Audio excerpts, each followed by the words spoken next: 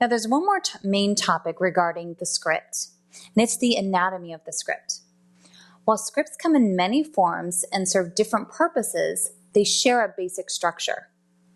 No matter what type of script you are following, you will notice that all scripts have a clear introduction, a primary purpose, and a closing. The elements of a script may vary or be in a different order depending on the nature of the call. The script structure for a sales call looks like the following. You have an opening and a prompt, an introductory offer, an information gathering point. You have a point where you provide information. And next, you're going to identify and overcome objections. Then you're going to overcome the objections. Preliminary close, then a close, a confirmation, then you're going to thank the caller and end the call. Now what we're going to do is look at a typical sales script structure to give you a better idea of scripting. Let's begin with the opening. We discussed the opening earlier, but to give you a quick review, most organizations, even those who do not use script, expect anyone who answers the phone to answer it according to a predefined format. Greet the customer and identify yourself before you begin.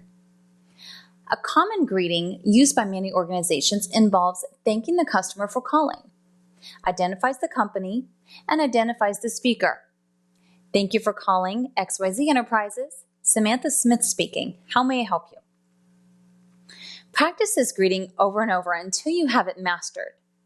Your greeting will soon become automatic, but take care not to rush through the greeting, even if it's fairly long. The greeting sets the tone for the call, and if they hear a rushed greeting at the onset of the call, they may not have much confidence in your ability to focus on their needs or be all that concerned with their call. This is your first impression, so be careful not to incorrectly set the tone for the caller. Slowing down your greeting also helps you get reset to take the next call, especially when you are taking one call after the other. The next feature is the prompt. In the above example, the prompt, "How may I help you?" is included in the greeting. But other commonly used prompts could include the following. How can I be of service? Or, what is the nature of your call today? Now remember, we're talking about a sales script, so the next feature could be an introductory offer. Depending on the type of call, you will respond with some sort of introductory offer or questions to further evaluate the customer's needs. For example, if the customer is calling to get a price for monthly maid service, your call may start out something like this. Thank you for calling XY Enterprises. Samantha Smith speaking. How may I help you? And your customer says, I'd like to get a quote on having a maid come in once a month. You respond, certainly. We have an introductory special where your first month is free if you sign up for 6 months in advance. Would that be of interest to you? That's how that would sound.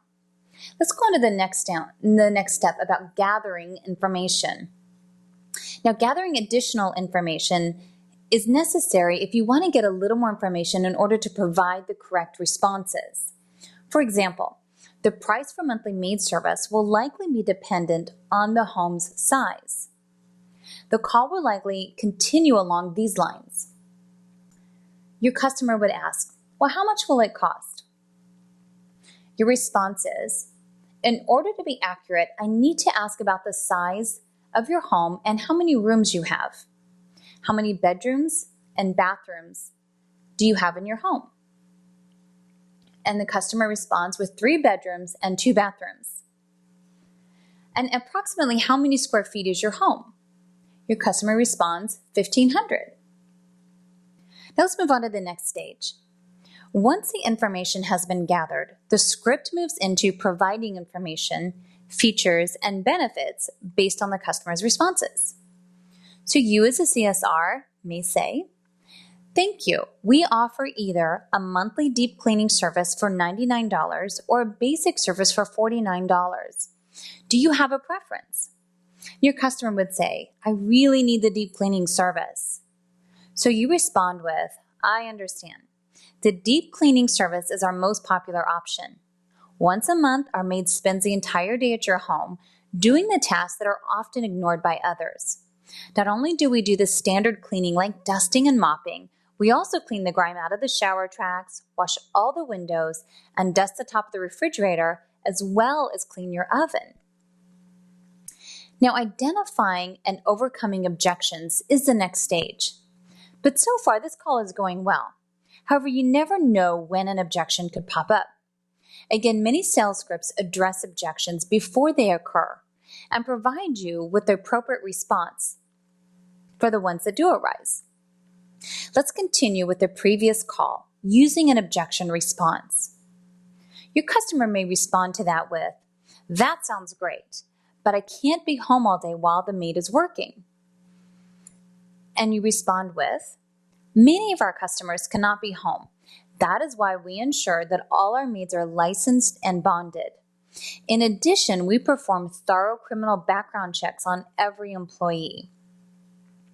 This brings us into the preliminary close.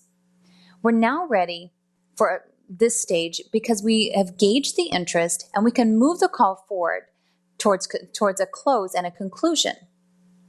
Asking the customer if they have any questions or concerns about the service is one way that we can handle this stage of the call. "Do you have any other questions about our service?" And your customer says, "No, you've answered all of them. Thank you." It can be as simple as that. So let's move into the close. The customer indicated they have no other questions or objections. You're now ready for the close stage of the call. The caller has had her questions answered and is likely to continue calling around to compare prices. Your company doesn't want this to happen.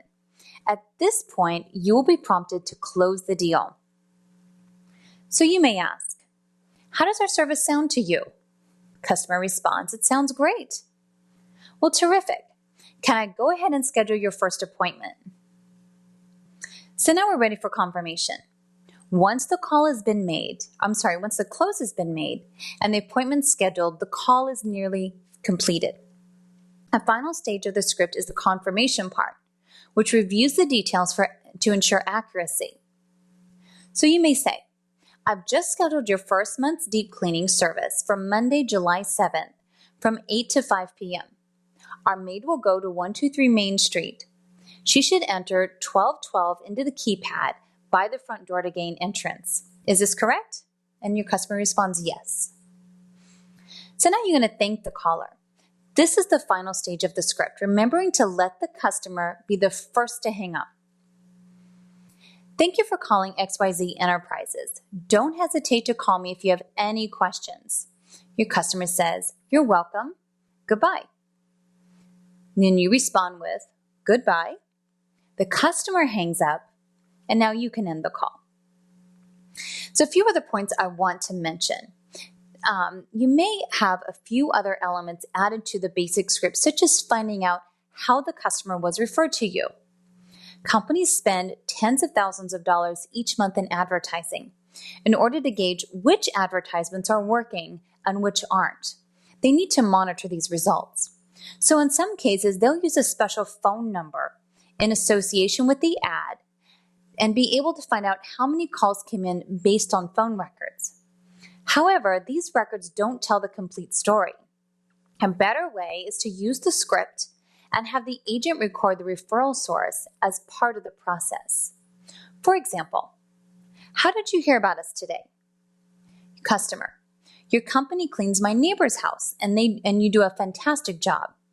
In this example, you would enter word of mouth as the referral source.